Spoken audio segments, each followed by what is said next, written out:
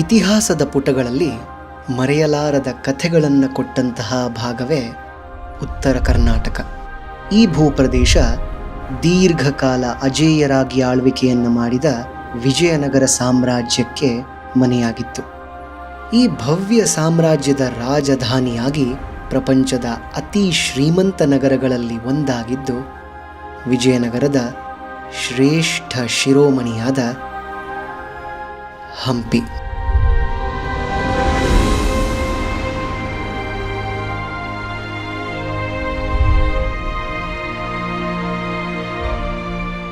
ಹಿಂದೂ ಧರ್ಮದ ಬುನಾದಿಯಾಗಿದ್ದಂತಹ ಈ ಊರು ಹಲವಾರು ಶತಮಾನಗಳ ಹಿಂದೆ ಮರೆಯಲಾರದ ಮನಮೋಹಕ ಸ್ಥಳವಾಗಿತ್ತು.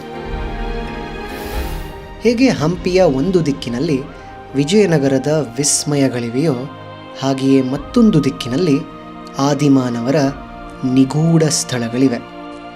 ಹಂಪಿಯಿಂದ ಸುಮಾರು 38 ಕಿಲೋಮೀಟರ್ ದೂರ ಬಂದಾಗ ಸಿಗುತ್ತೆ ಅಂತಹ ಒಂದು ಜಾಗ.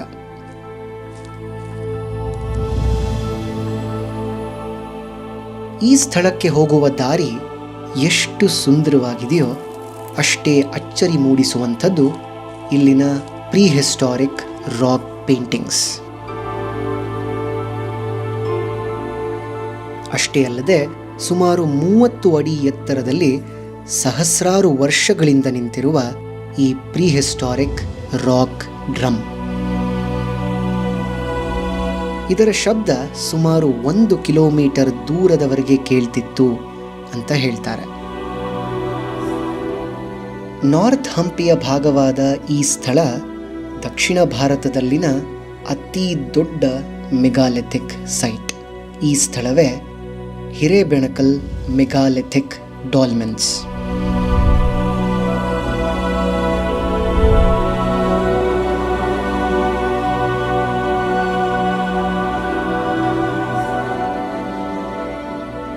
ಹಂಪಿಯಿಂದ ಸ್ವಲ್ಪ ದೂರ ಇದೆ, ಅಂದರೆ ಸುಮಾರು ಒಂದು ಅರ್ಧ ಗಂಟೆ ಡ್ರೈವ್ ಮಾಡ್ಕೊಂಡು ಬಂದರೆ ಈ ಸ್ಥಳಕ್ಕೆ ಏನು ಟ್ರೆಕ್ಕಿಂಗ್ ಪಾಯಿಂಟ್ ಇದೆಯೋ, ಟ್ರೆಕ್ಕಿಂಗ್ ಸ್ಟಾರ್ಟ್ ಪಾಯಿಂಟ್ ಇದೆಯೋ ಅದು ಸಿಗುತ್ತೆ. ಆಲ್ಮೋಸ್ಟ್ 1.5 ಕಿಲೋಮೀಟ್ರ್ 2 ಕಿಲೋಮೀಟ್ರ್ ಟ್ರೆಕ್ಕಿಂಗ್ ಮಾಡಬೇಕಾಗತ್ತೆ. ಸ್ವಲ್ಪ ಸುಸ್ತಾಗುತ್ತೆ, ಲೈಟಾಗಿ ಸುಸ್ತಾಗುತ್ತೆ. ಬಟ್ ಮೇಲ್ಗಡೆ ಬಂದು ಈ ರೀತಿ ಏನು ಸ್ಟ್ರಕ್ಚರ್ಗಳನ್ನ ನೋಡೋಕ್ಕೆ ಏನೋ ಒಂಥರ ಖುಷಿ ಆಗುತ್ತೆ. ಮತ್ತು ಈ ಸ್ಟ್ರಕ್ಚರ್ ಏನಕ್ಕೆ ಮಾಡಿದರು, ಯಾಕೆ ಮಾಡಿದ್ದಾರೆ, ಆಗಿನ ಕಾಲದವ್ರು ಹೇಗೆ ಯೋಚನೆ ಮಾಡ್ತಾಯಿದ್ರು ಅನ್ನೋದೆಲ್ಲ ನಮಗೂ ಯೋಚನೆ ಆಗುತ್ತೆ ಈ ಸ್ಥಳಕ್ಕೆ ಬಂದಾಗ. ಬಹಳ ಬಹಳ ನಿಗೂಢವಾಗಿದೆ, ಏನೋ ಒಂಥರ ತುಂಬ ವಿಚಿತ್ರವಾಗಿದೆ. ಇಲ್ಲಿನ 20 ಹೆಕ್ಟೇರ್ ಜಾಗದಲ್ಲಿ ಹರಡಿಕೊಂಡಿರುವ ಸುಮಾರು 400 ಬೃಹತ್ ಶಿಲೆಯ ಸ್ಟ್ರಕ್ಚರ್ಗಳಿಗೆ ಡಾಲ್ಮೆನ್ಸ್ ಅಂತ ಕರೀತಾರೆ. ಮೌರ್ಯರ ಗುಡ್ಡ ಅಂತ ಕರೆಸ್ಕೊಳ್ಳೋ ಈ ಸ್ಥಳ 2,500 ವರ್ಷಗಳ ಹಿಂದಿನದ್ದಾಗಿದ್ದು ಆದಿಮಾನವರ ಕಥೆಗಳನ್ನು ಇಂದಿಗೂ ಹೇಳ್ತಾ ಇದೆ. ಹೇಗೆ ಇಲ್ಲಿನ ಮೆಗಾಲಿಥಿಕ್ ಡಾಲ್ಮೆನ್ಸ್ನ ನೋಡಲಿಕ್ಕೆ ಅದ್ಭುತವಾಗಿತ್ತೋ ಹಾಗೆಯೇ ಹಿರೇಬೆಣಕಲ್ ಗ್ರಾಮದ ಮಾವಿನ ತೋಟಗಳು ಇನ್ನೂ ಅತ್ಯದ್ಭುತವಾಗಿರುತ್ತೆ. ಸಾಕಷ್ಟು ವೆರೈಟಿಯ ಹಣ್ಣುಗಳನ್ನು ಬೆಳೆಯೋ ಈ ತೋಟದಲ್ಲಿ ಗ್ರಾಮಸ್ಥರ ಮನಸ್ಸಿನಷ್ಟೇ ಸಿಹಿಯಾದ ಮಾವಿನ ಹಣ್ಣುಗಳು ಸಿಕ್ತು. ಗಂಗಾವತಿ ಸೈಡ್ ಏನಾದ್ರು ಬಂದರೆ ಅಥವಾ ಹಿರೇಬೆಣಕಲ್ ಗ್ರಾಮಕ್ಕೆ ಏನಾದ್ರು ಬಂದರೆ ಇಲ್ಲಿ ಬಂದು ಮಾವಿನ ಹಣ್ಣು ತಿನ್ನೋದನ್ನು ಮರಿಬೇಡಿ. ಇದೊಂದು ಪ್ರೈವೇಟ್ ತೋಟ ಆ್ಯಕ್ಚುಲಿ. ಆದರೆ ಇಲ್ಲಿರೋ ಲೋಕಲೈಟ್ಸ್ಗೆ ಅಥವಾ ಯಾರು ಗ್ರಾಮಸ್ಥರಿಗೆ ಕೇಳಿದ್ರೆ ನಿಮಗೆ ತೋಟದೊಳಗೆ ಕರ್ಕೊಂಡು ಹೋಗ್ತಾರೆ, ಇಲ್ಲಿ ಒಳಗಡೆ ಕರ್ಕೊಂಡು ಬರ್ತಾರೆ. ಆ ಸ್ಕ್ರೀನಲ್ಲಿರೋ ನಂಬರ್ ಅವರಿಗೆ ಕಾಲ್ ಮಾಡಿದ್ರೆ ಸುಬ್ರಹ್ಮಣ್ಯ ಅಂತ ಅವ್ರ ಹೆಸರು, ಈ ತೋಟದ ಓನರ್ ಹೆಸರು. ಅವರಿಗೆ ಸುಮಾರು ಮಾರ್ಚಿಂದ ಜೂನ್ ಫಸ್ಟ್ ವೀಕ್ ಸೆಕೆಂಡ್ ವೀಕ್ವರೆಗೂ ನೀವು ಯಾವಾಗ ಕಾಲ್ ಮಾಡಿದ್ರೂ ಡೆಲಿವರಿ ಮಾಡಿಕೊಡ್ತಾರಂತೆ. ಬಹಳ ಬಹಳ ಖುಷಿಯಾಯಿತು. ಹಂಪಿಯ ಸೌಂದರ್ಯಕ್ಕೆ ಕಾರಣ ವಿಜಯನಗರ ಸಾಮ್ರಾಜ್ಯವೇ ಆಗಿದ್ರೂ ಈ ಪುರಾತನ ರಾಜಧಾನಿಗೆ ಜೀವ ಕೊಟ್ಟಂತಹ ಮೂಲ ನದಿ ತುಂಗಭದ್ರಾ. ಈ ನದಿಯ ಹರಿವಿನಿಂದ ಹಂಪಿಯ ಹಲವಾರು ಕಡೆ ಸಣ್ಣ ಸಣ್ಣ ವಾಟರ್ ಫಾಲ್ಸ್ ಆಗುತ್ತೆ. ಅವುಗಳಲ್ಲಿ ಅತ್ಯಂತ ಸುಂದರವಾದದ್ದು ನಾರ್ತ್ ಹಂಪಿಯ ಭಾಗದಲ್ಲಿರುವ ಸನಾಪುರ್ ವಾಟರ್ ಫಾಲ್ಸ್. ಹಂಪಿಯಿಂದ 26 ಕಿಲೋಮೀಟರ್ ದೂರದಲ್ಲಿರುವ ಸನಾಪುರ ಹಳ್ಳಿಯ ಈ ಸಣ್ಣ ವಾಟರ್ ಫಾಲ್ಸ್ನ ಹೈಲೈಟ್ ಇಲ್ಲಿನ ಕೊರಾಕಲ್ ಬೋಟ್ ರೈಡಿಂಗ್.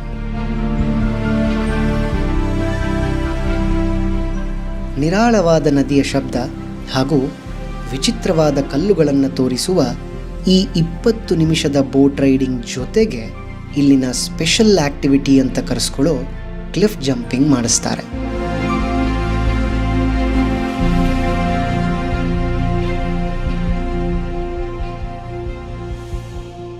ಬೋಟ್ ರೈಡಿಂಗ್ ಬಂದ್ಬಿಟ್ಟು ಹಾಫ್ ಆನ್ ಅವರ್ ಇರುತ್ತೆ, 400 500 ಆ ಥರ ಇರುತ್ತೆ. ಆಮೇಲೆ ಇನ್ನೊಂದು ಪಾಯಿಂಟು ಇದೆ, ಆ ಪಾಯಿಂಟಲ್ಲಿ ಲಾಂಗ್ ರೈಡು ಮತ್ತು ಶಾರ್ಟ್ ರೈಡು ಇರುತ್ತೆ. ಅದು ಬಂದ್ಬಿಟ್ಟು ಶಾರ್ಟ್ ರೈಡಲ್ಲಿ 500 ತೊಗೊತಾರೆ, ಲಾಂಗ್ ರೈಡ್ ಬಂದ್ಬಿಟ್ಟು 800 ಇರುತ್ತೆ. ಅದು ಮ್ಯಾಂಗ್ರೋವ್ ಫಾರೆಸ್ಟು, ಮಾರ್ಬಲ್ ಸ್ಟೋನು ಅಂಥವೆಲ್ಲ ಇರುತ್ತವೆ. ಬೋಟ್ ರೈಡಿಂಗ್ ಬಂದ್ಬಿಟ್ಟು ವಾಟರ್ಫಾಲ್ ಏರಿಯಾದಾಗ ಹಾಫ್ ಆನ್ ಅವರ್ ಇರುತ್ತೆ ರೈಡು. ಇದು ಎಲ್ಲ ಮಧ್ಯದಲ್ಲಿ ಸ್ಪಿನ್ ಮಾಡಿ ಮತ್ತು ಫಾಲ್ಸಲ್ಲಿ ಕರ್ಕೊಂಡು ಹೋಗಿ ಫಾಲ್ಸ್ ಎಲ್ಲ ತೋರಿಸ್ಕೊಂಬಿಟ್ಟು ಮತ್ತೆ ರಿಟರ್ನ್ ಬಂದು ಮಧ್ಯದಲ್ಲಿ ಸ್ಪಿನ್ ಮಾಡಿ ಮತ್ತೆ ಬ್ಯಾಕ್ ಕರ್ಕೊಂಬರ್ತಾರೆ. ಹಂಪಿಯ ಉಲ್ಲೇಖ ಮಹಾನ್ ಸಾಮ್ರಾಜ್ಯಗಳ ಇತಿಹಾಸದಲ್ಲಷ್ಟೇ ಅಲ್ಲದೆ ಭಾರತದ ಮಹಾನ್ ಕಾವ್ಯಗಳಲ್ಲಿ ಒಂದಾದ ವಾಲ್ಮೀಕಿ ರಾಮಾಯಣದಲ್ಲೂ ಕೂಡ ಇದೆ. ಉತ್ತರ ಹಂಪಿಯ ಭಾಗವಾದ ಈ ಸ್ಥಳ ರಾಮಾಯಣದ ಕಿಷ್ಕಿಂಧಾ ಕಾಂಡದಲ್ಲಿ ಬರುವ ತಾಯಿ ಅಂಜನಾದೇವಿಯ ಮಗನಾಗಿ ಹುಟ್ಟಿ ಶ್ರೀರಾಮನ ಅಚ್ಚುಮೆಚ್ಚಿನ ಬಂಟನಾದ ಆಂಜನೇಯನ ಜನ್ಮಸ್ಥಾನ. ಈ ಸ್ಥಳವೇ ಅಂಜನಾದ್ರಿ ಬೆಟ್ಟ.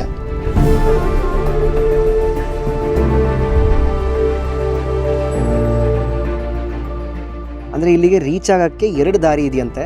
ನೀವು ಗೂಗಲ್ ಮ್ಯಾಪ್ಸಲ್ಲಿ ಹಾಕ್ಕೊಂಡು ಏನು ಬರ್ತೀರಾ ಅದು ಇನ್ನೊಂದು ದಾರಿನ ತೋರಿಸುತ್ತೆ, ಅಂದರೆ ಎಲ್ಲಿ ಜನ ಜಾಸ್ತಿ ಇರಲ್ವೋ ಆ ದಾರಿಯನ್ನು ತೋರಿಸುತ್ತೆ. ನೀವು ಆ ದಾರಿನ ಬಿಟ್ಟು ಸ್ವಲ್ಪ ಸ್ಟ್ರೇಟ್ ಬಂದ್ರೇ ನಿಮಗೆ ಈ ರೀತಿ ಇನ್ನೊಂದು ದಾರಿ ನಾನು ಹೇಳಿದ್ನಲ್ಲ, ಯಾವಾಗ ಎಲ್ಲಿ ಜನ ಜಾಸ್ತಿ ಇರ್ತಾರೋ ಆ ದಾರಿ ನಿಮಗೆ ಸಿಗುತ್ತೆ. ಅಂದರೆ ಟ್ರೆಕ್ಕಿಂಗ್ ಸ್ವಲ್ಪ ಸುಸ್ತಾದ್ರೂ ಅದೇನೋ ಜೈ ಶ್ರೀರಾಮ್ ಅಂತ ಕೂತ್ಕೊಂಡು ಹತ್ತಾ ಇರ್ತಾರೆ, ಇಳಿತಾ ಇರ್ತಾರೆ, ಸ್ವಲ್ಪ ರೆಸ್ಟ್ ಮಾಡ್ತಾ ಇರ್ತಾರೆ. ಅದನ್ನು ನೋಡೋಕ್ಕೆ ಒಂದು ಚಂದ. ಏನೋ ಆ ಟ್ರೆಕ್ಕಿಂಗ್ ಆದಮೇಲೆ ಆ ಸ್ಟೆಪ್ಸ್ ಹತ್ಕೊಂಡು ಏನಿಲ್ಲಿ ಬರ್ತೀವಿ, ಬಂದಾಗ ಈ ರೀತಿ ಒಂದು ವ್ಯೂ ಸಿಗುತ್ತೆ. ಅದ್ರ ಜೊತೆಗೆ ಒಂದು ಸುಂದರವಾದ ಒಂದು ಪುಟ್ಟ ದೇವಸ್ಥಾನ ಸಿಗುತ್ತೆ, ಆಂಜನೇಯ ದೇವಸ್ಥಾನ. ಬಹಳ ಅಂದರೆ ಬಹಳ ಬ್ಯೂಟಿಫುಲ್ ಆಗಿದೆ, ಬಹಳನೇ ಸುಂದರವಾಗಿದೆ. ಭಕ್ತಿಯ ಪ್ರತೀಕವಾದ ಭಜರಂಗಿಯನ್ನು ನೋಡಲಿಕ್ಕೆ ಸುಮಾರು 575 ಮೆಟ್ಟಿಲುಗಳನ್ನು ಹತ್ತಬೇಕಾಗತ್ತೆ. ಇಷ್ಟು ಎತ್ತರದಿಂದ ಕಾಣುವ ಹಂಪಿಯ ವಾಸ್ತುಶಿಲ್ಪದ ವೈಶಿಷ್ಟ್ಯತೆ, ಜೈ ಶ್ರೀರಾಮ್ ಎಂದಾಗ ನಮ್ಮೆಲ್ಲರಲ್ಲೂ ಬರೋ ಶಕ್ತಿ ಹಾಗೂ ಶ್ರೀರಾಮನ ಮೇಲಿರುವ ಆಂಜನೇಯನ ಅನಂತವಾದ ಪ್ರೀತಿ ಈ ಸ್ಥಳವನ್ನು ಜೀವನದ ಪಾಠಶಾಲೆಯನ್ನಾಗಿ ಮಾಡುತ್ತೆ.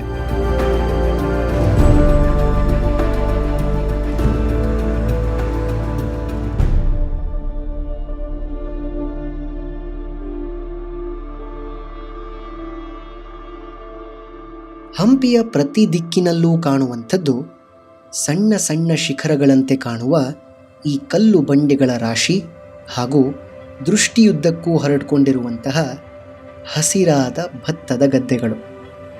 ಇವೆರಡರ ನಡುವೆ ಇರುವಂತಹ ಗಂಗಾವತಿ ತಾಲೂಕಿನಲ್ಲಿರುವಂಥದ್ದು ಅತ್ಯಂತ ಸುಂದರವಾದ ಒಂದು ಬ್ಯಾಕ್ ಪ್ಯಾಕರ್ಸ್ ಹಾಸ್ಟೆಲ್. ಈ ಸ್ಥಳವೇ ಝಾಸ್ಟೆಲ್ ಹಂಪಿ.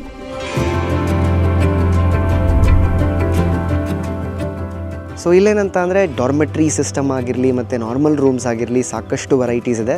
ಆದರೆ ನಾನು ಬುಕ್ ಮಾಡಿರೋದು ಡಾರ್ಮೆಟ್ರೀಸ್ ಬುಕ್ ಮಾಡಿದ್ದೀನಿ. ಸ್ವಲ್ಪ ಊರಿಂದ ಹೊರಭಾಗದಲ್ಲಿರೋದ್ರಿಂದ ಇವರು ದೊಡ್ಡ ಪ್ರಾಪರ್ಟಿಯನ್ನು ತೊಗೊಂಡು ಅದನ್ನು ತುಂಬ ಚೆನ್ನಾಗಿ ಡೆವಲಪ್ ಮಾಡಿ ಸಾಕಷ್ಟು ಪ್ರಾಣಿ ಪಕ್ಷಿಗಳನ್ನು ಸಾಕಿದ್ದಾರೆ. ಮತ್ತು ಇನ್ನೊಂದೇನಂತಂದರೆ ನಾವು ಎಂಟ್ರಾದ ತಕ್ಷಣವೇ ನಮಗೊಂದು ದೊಡ್ಡ ಏರಿಯಾ ಥರ ಕಾಣುತ್ತೆ, ಒಂದು ದೊಡ್ಡ ಈ ಹಟ್ ಹೌಸಸ್ ಥರ ಕಾಣುತ್ತೆ ಎಂಟ್ರಾದ ತಕ್ಷಣವೇ. ಆ ಹಟ್ ಹೌಸಸ್ ಏನಿದೆ ಅದೇ ನಮ್ಮ ಡಾರ್ಮೆಟ್ರೀಸ್ ಆಗಿರುತ್ತೆ, ನಮ್ಮ ರೂಮ್ಸ್ ಆಗಿರುತ್ತೆ. ಸೊ ಆ ಕಾನ್ಸೆಪ್ಟ್ ಭಾಳ ಚೆನ್ನಾಗಿದೆ.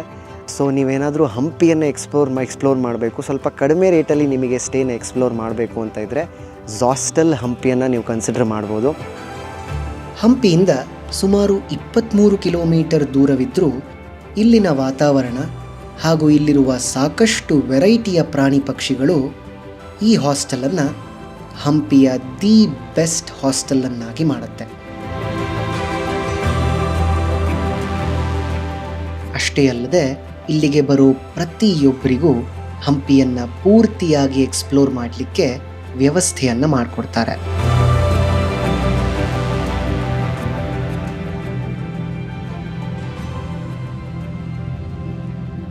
ಸಹಸ್ರಾರು ವರ್ಷಗಳಿಂದ ನಿಂತಿರುವ ಈ ಕಲ್ಲಿನ ಶಿಖರಗಳ ಮಧ್ಯದಲ್ಲಿ ಹಂಪಿಯ ನೂರಾರು ಅವಶೇಷಗಳು ಸಾವಿರಾರು ಕಥೆಗಳನ್ನು ಹೇಳುತ್ತೆ. ಹಾಗಾಗಿಯೇ ಹಂಪಿಯ ಅವಶೇಷಗಳಿಗೆ ಯುನೆಸ್ಕೋ ವರ್ಲ್ಡ್ ಹೆರಿಟೇಜ್ ಸೈಟ್ ಅಂತ ಕರೀತಾರೆ. 13ನೇ ಶತಮಾನದಲ್ಲಿ ಹಕ್ಕಾಬುಕ್ಕರಿಂದ ಶುರುವಾದ ಈ ಹಿಂದೂ ಸಾಮ್ರಾಜ್ಯ ಕೃಷ್ಣದೇವರಾಯರ ಕಾಲದಲ್ಲಿ ಜಗತ್ಪ್ರಖ್ಯಾತಿಯಾಗುತ್ತೆ.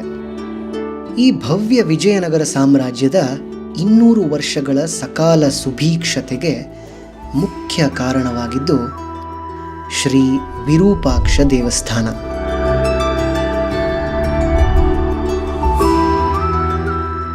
ಅಷ್ಟೇ ಅಲ್ಲದೆ ಡೊಮಿಂಗೋ ಪೇಸ್ರವರ ಪೇಂಟಿಂಗ್ನ ಪ್ರಕಾರ ಇದೇ ಹಂಪಿ ಬಜಾರಿನಲ್ಲಿ ಮುತ್ತು, ರತ್ನ, ವಜ್ರ, ವೈಢೂರ್ಯಗಳನ್ನು ಸೇರಿನ ಅಳತೆಯಲ್ಲಿ ಮಾರ್ತಿದ್ರು ಅಂತ ಹೇಳ್ತಾರೆ.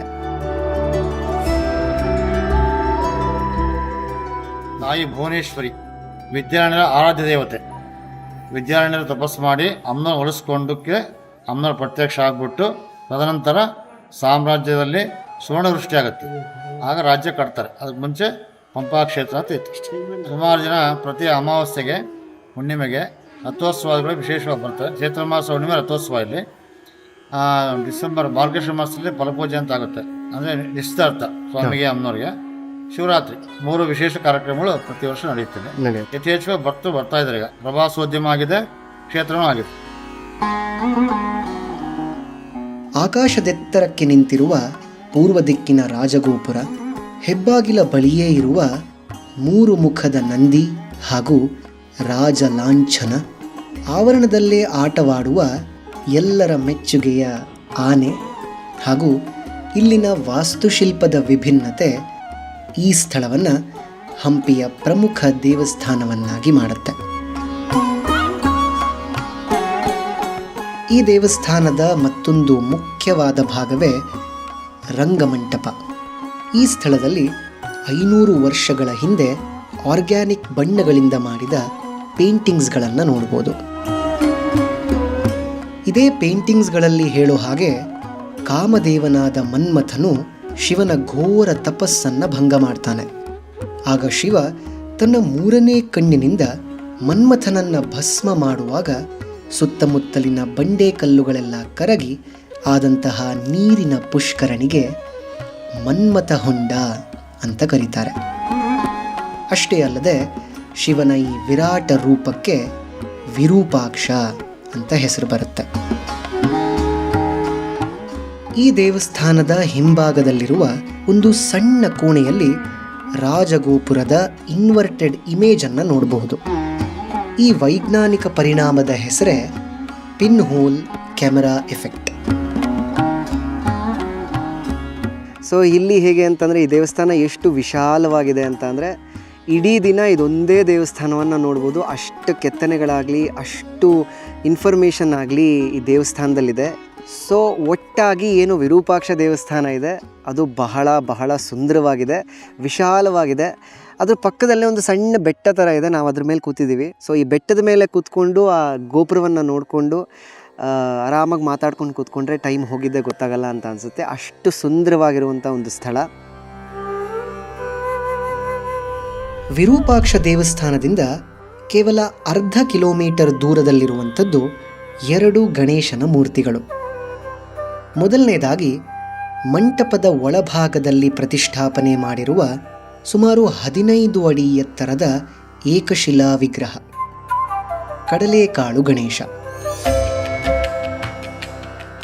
ಹಾಗೂ ಎರಡನೇದಾಗಿ 16ನೇ ಶತಮಾನದಲ್ಲಿ ಕೆತ್ತನೆಯನ್ನು ಮಾಡಿರುವ ಸುಮಾರು 8 ಅಡಿ ಎತ್ತರದ ಸಾಸಿವೆ ಕಾಳು ಗಣೇಶ.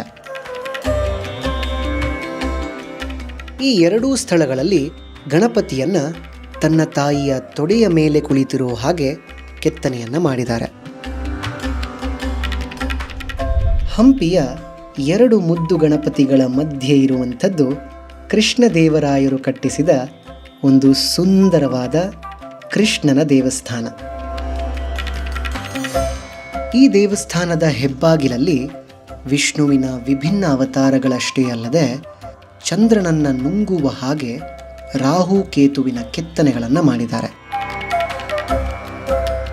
ಕೃಷ್ಣದೇವರಾಯ ಒಡಿಶಾದ ಗಜಪತಿ ನಾಯಕರನ್ನು ಸೋಲಿಸಿ ತಂದಂತಹ ಪುಟ್ಟ ಬಾಲಕೃಷ್ಣನನ್ನು ಇಲ್ಲಿ ಪ್ರತಿಷ್ಠಾಪನೆ ಮಾಡಿದ್ರು ಅಂತ ಹೇಳ್ತಾರೆ. ದೇವಸ್ಥಾನದ ಮುಂಭಾಗದಲ್ಲಿ ಸೋಮವಾರಪೇಟೆ ಅಂತ ಪ್ರಸಿದ್ಧಿಯಾಗಿದ್ದ ಹಂಪಿಯ ಕೃಷ್ಣ ಬಜಾರನ್ನು ನೋಡ್ಬೋದು. ಕೃಷ್ಣ ಬಜಾರಿನಿಂದ ಸುಮಾರು 200 ಮೀಟರ್ ದೂರ ಬಂದಾಗ ಸಿಗೋದು ಹಂಪಿಯ ಅತ್ಯಂತ ಮುಖ್ಯವಾದ monolithic statue, Lakshmi Narasimha statue. 7 ಹೆಡೆಯ ಆದಿಶೇಷನ ಮೇಲೆ ಯೋಗಪಟ್ಟಿಯೊಂದಿಗೆ ಪದ್ಮಾಸನದಲ್ಲಿ ಕುಳಿತಿರುವ ನರಸಿಂಹನ ಗಾಂಭೀರ್ಯತೆ ಈ ಸ್ಥಳದ ವೈಶಿಷ್ಟ್ಯತೆಗೆ ಕಾರಣವಾಗುತ್ತೆ. ಸುಮಾರು 7 ಮೀಟರ್ ಎತ್ತರದ ನರಸಿಂಹನ ಪಕ್ಕದಲ್ಲಿ ವರ್ಷವಿಡೀ ನೀರಿನಲ್ಲಿರುವ 10 ಅಡಿಯ ಶಿವನ ಲಿಂಗವನ್ನು ನೋಡಬಹುದು.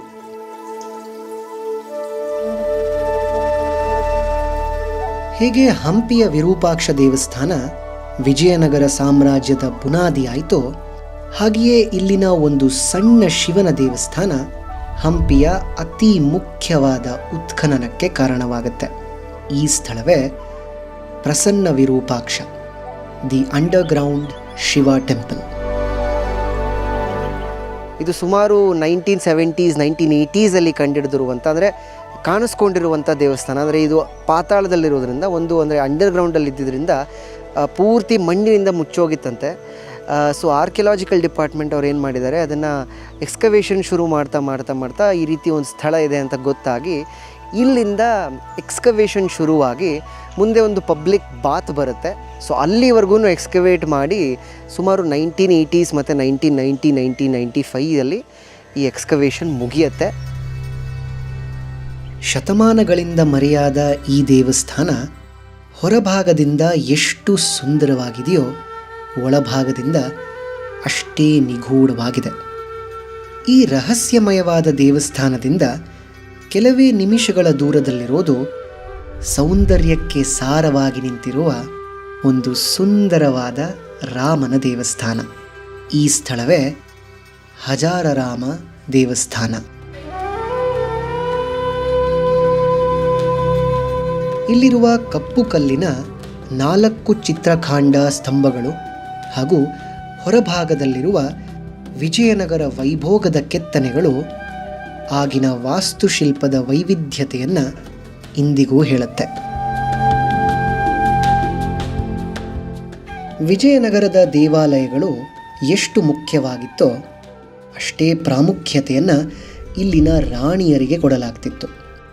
ಇದಕ್ಕೆ ಪೂರಕವಾಗಿ ನಿಲ್ಲುವಂಥದ್ದು ಅಪರೂಪದ ಶಿಲ್ಪಕಲೆಗೆ ಆದ್ಯತೆಯನ್ನು ಕೊಟ್ಟು ನಿರ್ಮಿಸಿರುವ ರಾಣಿಯರ ಅಂತಃಪುರ, ದಿ ಝನಾನಾ ಎನ್ಕ್ಲೋಷರ್.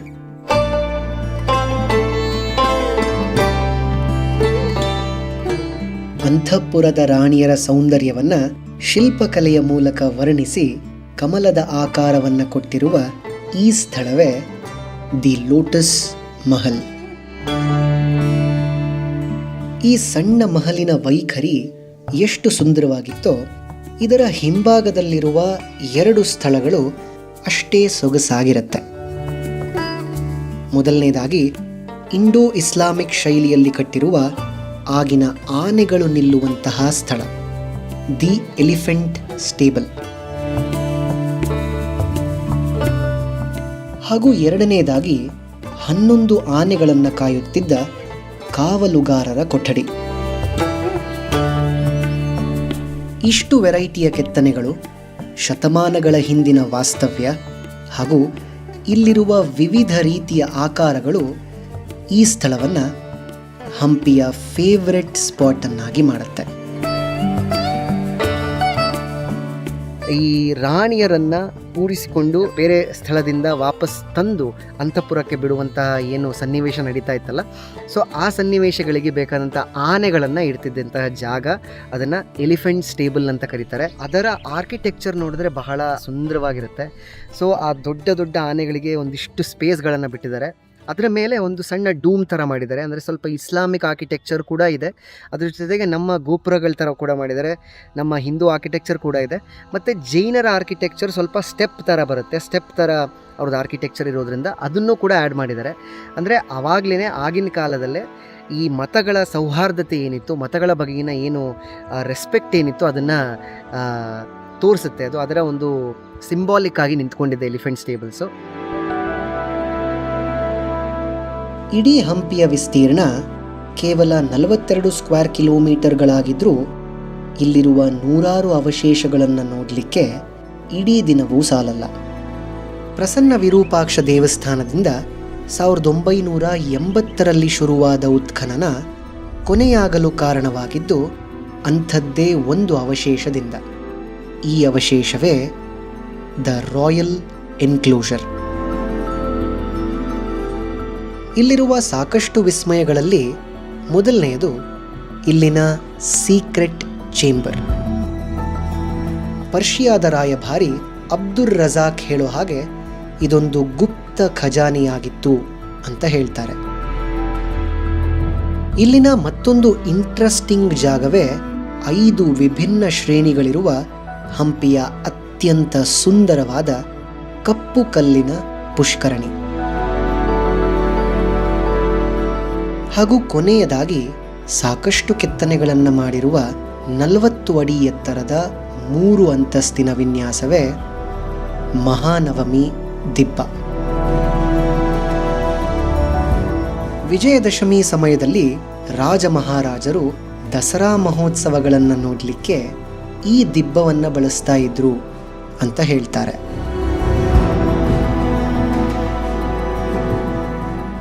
ಸ್ಟಾರ್ಟಿಂಗಲ್ಲಿ ಬರ್ತಾನೆ ನಿಮಗೆ ಒಂದು ರಾಜಸಭೆಯ ಒಂದು ಆವರಣ ಒಂದು ಸಿಗುತ್ತೆ.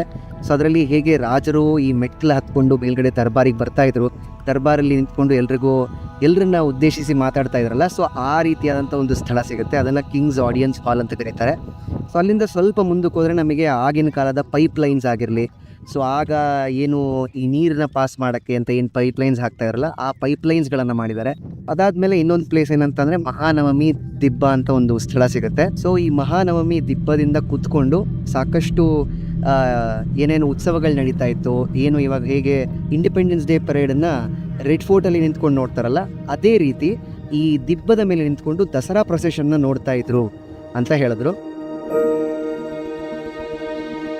ರಕ್ಕಸ ತಂಗಡಿ ಯುದ್ಧದಲ್ಲಿ ಕೊನೆಯಾದ ವಿಜಯನಗರ ಸಾಮ್ರಾಜ್ಯದ ಕಥೆಗಳಿಗೆ ಕಾರಣವಾಗಿದ್ದು 4 ರಾಜವಂಶಗಳು: ಸಂಗಮ, ಸಾಳುವ, ತುಳುವ ಹಾಗೂ ಅರವೀಡು.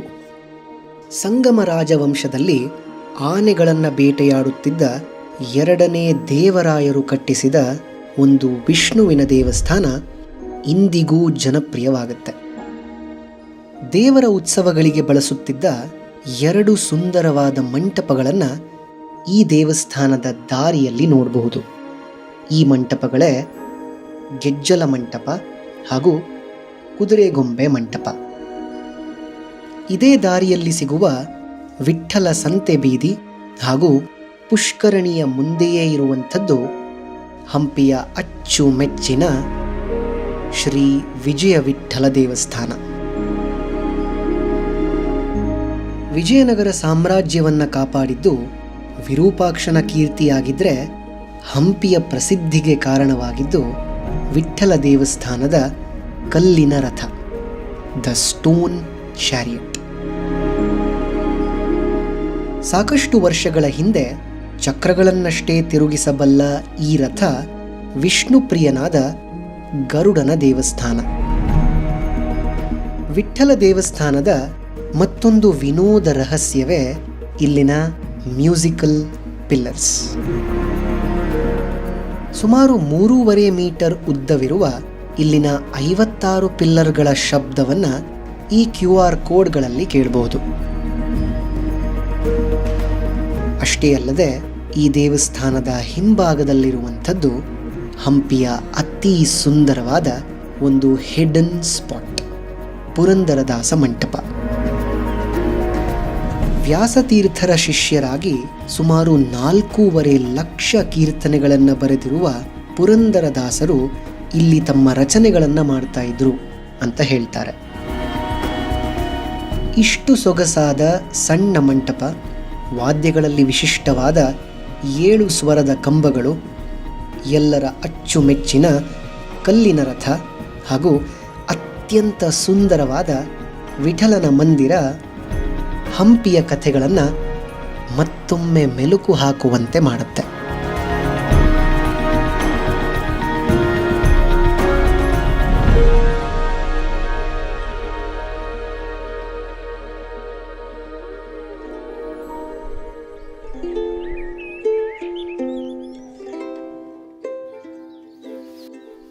क्या बात है! और ये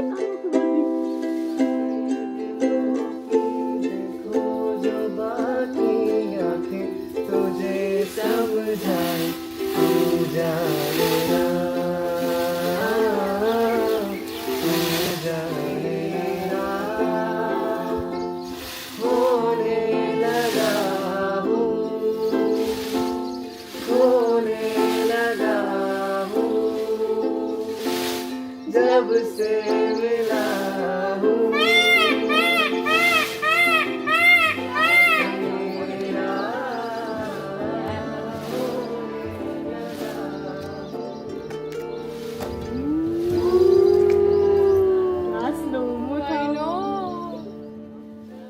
ಕಿಷ್ಕಿಂಧ ಕಾಂಡದಲ್ಲಿ ಬರುವ ರಾಮನ ಸಹಾಯದಿಂದ ವಾಲಿಯ ವಧೆ, ಸುಗ್ರೀವನಿಗೆ ರಾಮನು ಸಿಕ್ಕಂತಹ ಸನ್ನಿವೇಶ, ವಾಲಿಯನ್ನ ಬೆಟ್ಟದಿಂದ ಬಹಿಷ್ಕಾರ ಮಾಡಿದ ಋಷಿ ಹಾಗೂ ಆ ಋಷಿಯ ವಾಸಸ್ಥಾನವಾಗಿದ್ದ ಈ ಬೆಟ್ಟಕ್ಕೆ ಮಾತಂಗ ಬೆಟ್ಟ ಅಂತ ಕರೀತಾರೆ.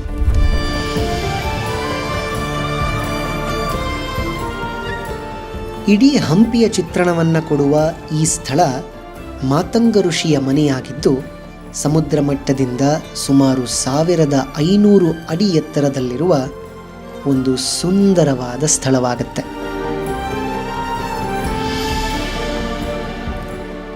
ವಿರೂಪಾಕ್ಷ ಟೆಂಪಲಿಂದ ಬಹಳನೇ ಹತ್ತಿರ ಇದೆ.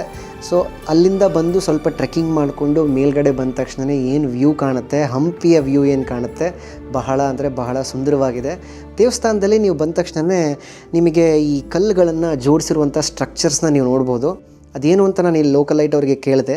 ಸೊ ಅದು ಏನಂತ ಅಂದರೆ ಇಲ್ಲಿ ನಮಗೆ ಒಂದು ಮನೆ ಕಟ್ಟಬೇಕು, ಇಷ್ಟು ಮಹಡಿಯ ಮನೆ ಕಟ್ಟಬೇಕು ಅಂತ ತುಂಬ ಜನ ಹರಕೆ ಹೊತ್ಕೊಂಡಿರ್ತಾರಂತೆ.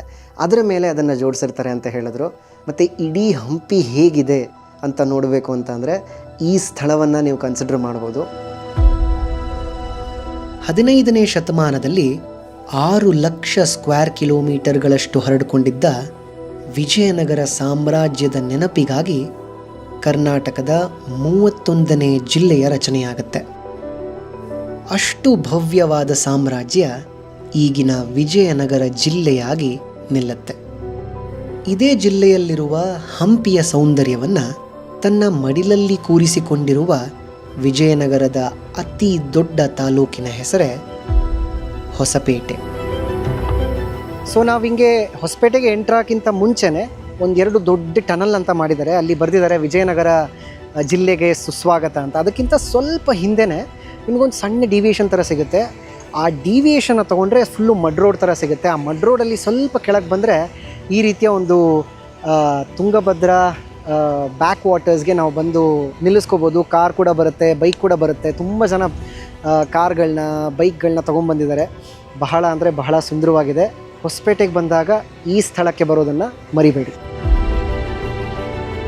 ಹಂಪಿಯಿಂದ ಸುಮಾರು 21 ಕಿಲೋಮೀಟರ್ ದೂರ ಬಂದಾಗ ಸಿಗೋದು ಹೊಸಪೇಟೆಯ ಅತ್ಯಂತ ಪ್ರಶಾಂತವಾದ ಜಾಗ, ತುಂಗಭದ್ರಾ ಬ್ಯಾಕ್ ವಾಟರ್ಸ್. ಕರ್ನಾಟಕದ ಕಾಡುಗಳಲ್ಲಿ ಹುಟ್ಟಿ ಕೃಷ್ಣ ನದಿಗೆ ಸೇರುವ ತುಂಗಭದ್ರೆ ಇಲ್ಲಿನ ಸಾಕಷ್ಟು ಪ್ರಾಣಿ ಪಕ್ಷಿಗಳಿಗೆ ಜೀವವಾಗುತ್ತೆ. ಇಷ್ಟು ನೀಳವಾಗಿ ನಿಂತಿರುವ ನದಿ ನೂರಾರು ನೋವುಗಳನ್ನು ನೋಡಿರುವ ನೆನಪುಗಳ ಹರಿವಿನಂತಿತ್ತು. ಸುಭೀಕ್ಷತೆಯ ರಾಜಧಾನಿಯಾಗಿದ್ದ ಹಂಪಿ ಸಾವಿರಾರು ಕಥೆಗಳನ್ನು ಹೇಳುವ ಕಥೆಗಾರನ ಕನಸಿನಂತಿತ್ತು. ವಿಠಲನಿಂದ ವಿರೂಪಾಕ್ಷನವರೆಗೆ ಸಾಕ್ಷಿಯಾಗಿದ್ದ ಲಕ್ಷ ಕೋಟಿ ಕೆತ್ತನೆಗಳ ವೈಖರಿ ಮತ್ತೊಮ್ಮೆ ಮನಸ್ಸಿನಲ್ಲಿ ಮನೆ ಮಾಡುವಂತಿತ್ತು.